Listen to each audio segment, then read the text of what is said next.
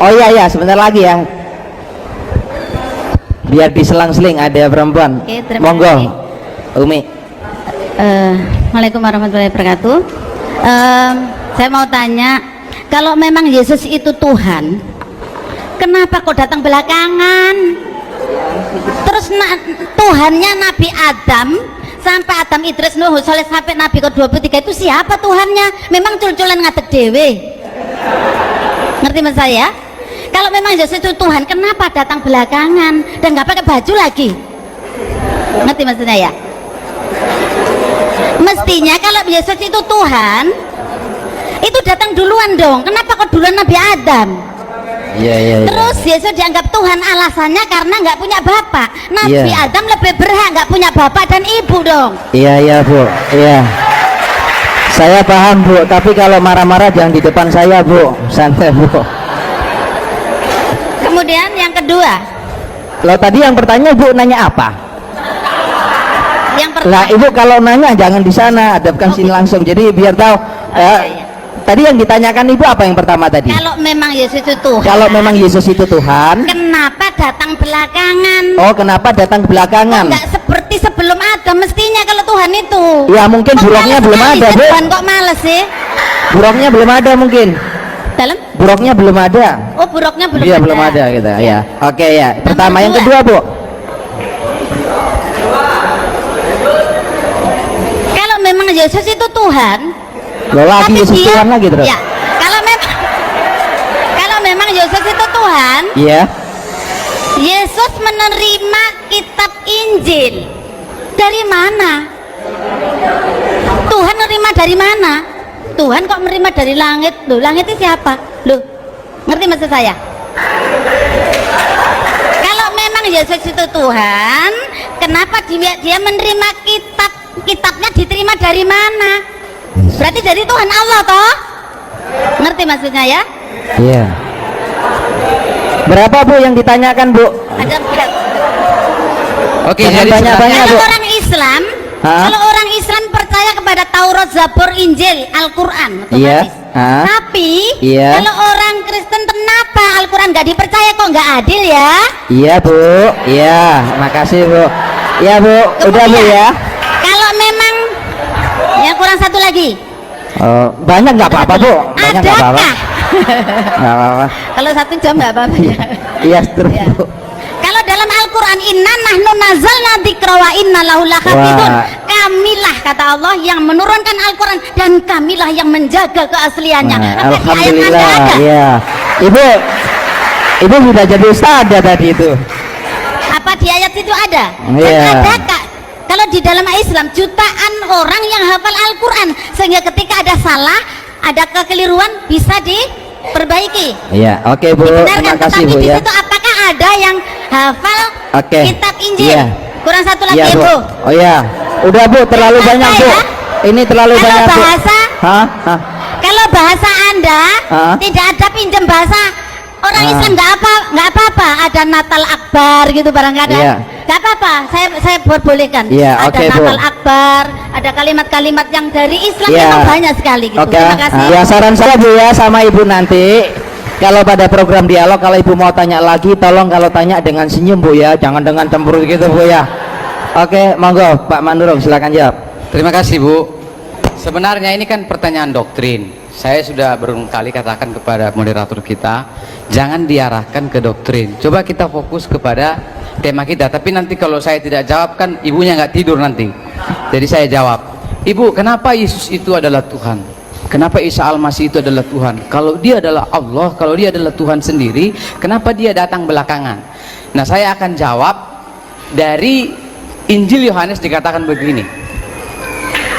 En arke hen hologos kai hologos hen prostonteon kai theos hen hologos. Artinya gini, en arke pada mulanya. Ini sejajar dengan kitab Taurat Kejadian 1 ayat 1 pada mulanya.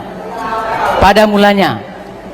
Nah, lalu NRK hen hologos. Kata hen di sini adalah pada mulanya adalah firman.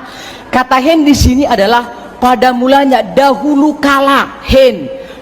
Dahulu kala yang sangat dahulu kala, artinya sejak Allah ada logos itu sudah bersama dengan Allah. Dikatakan di sini en arge hen hologos, pada mulanya adalah firman, kai hologos, dan firman itu hen prostonteon, dan firman itu bersama-sama dengan Allah. Kata pros itu artinya sama atau tinggal dengan Allah, bersama dengan Allah, sehakikat dengan Allah.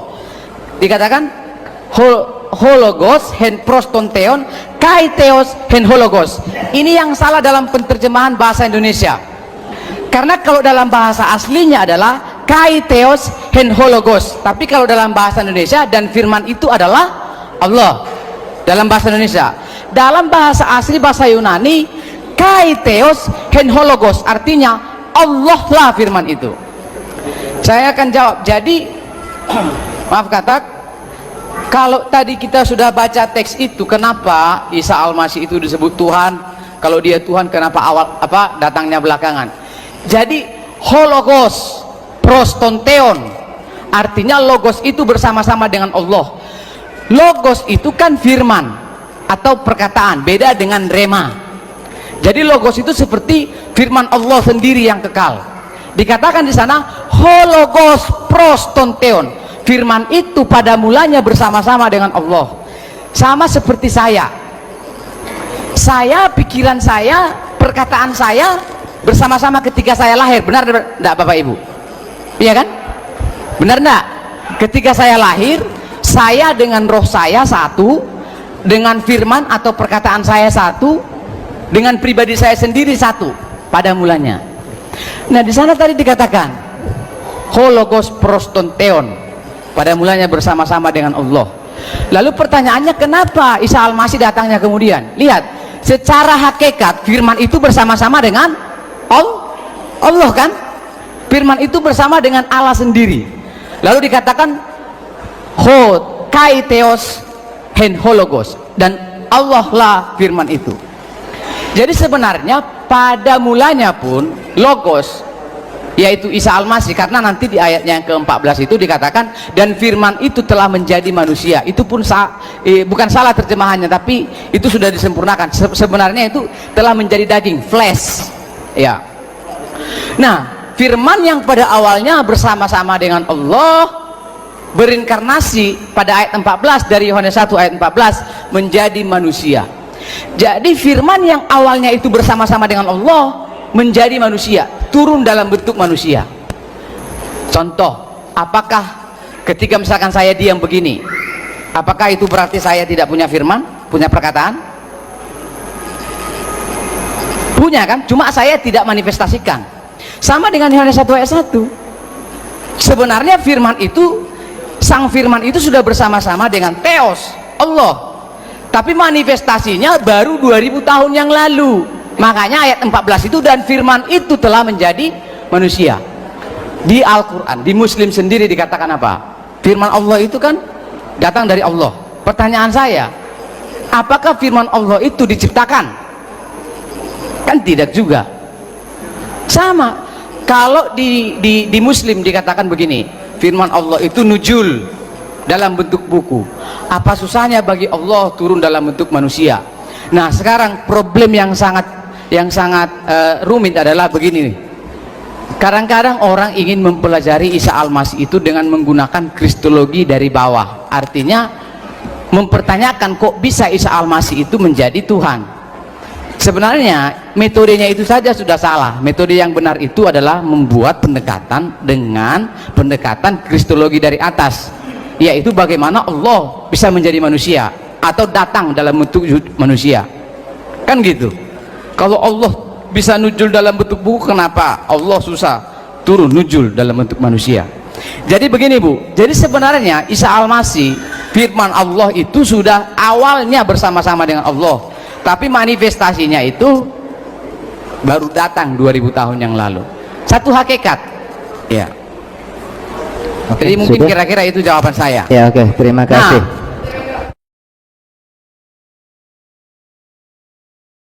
bukan berarti kalau sehakikat lalu juga berarti satu hierarki, satu sejajar dalam hierarki. Maksud saya tidak, Bapak lebih besar.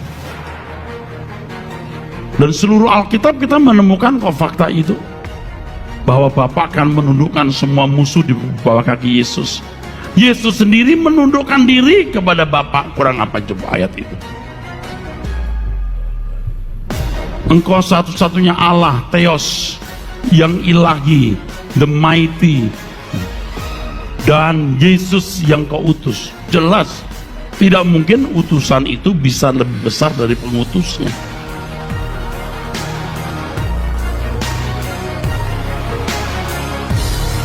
Kesannya apa yang saya ajarkan ini seperti menurunkan derajat Yesus. Ngerti? Kesannya diturunkan. Faktanya memang Tuhan Yesus itu tidak sederajat dengan Bapa, itu kuncinya di situ. Kalau dikatakan sederajat dengan Bapa, nggak bisa.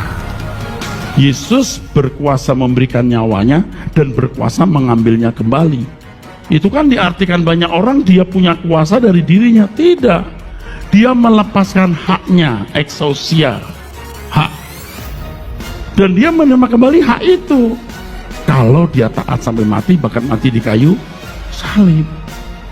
Oleh sebab itu harus memahami dengan tepat setiap ayat sesuai dengan konteksnya, baru kita bisa melihat frame atau bingkai yang luas. Tapi kalau Yesus dianggap sejajar, juga punya kuasa, aduh, Roh Kudus juga rohnya roh terpisah, kacau. Mengerti saudara? Nah, cuman sekali lagi, hal ini tidak dijumpai dalam buku-buku manapun, bahkan dalam keputusan konsili. Jadi kita ini dianggap sudah melawan arus. Saudara percaya? Bisa diberkati? Anda boleh tepuk tangan.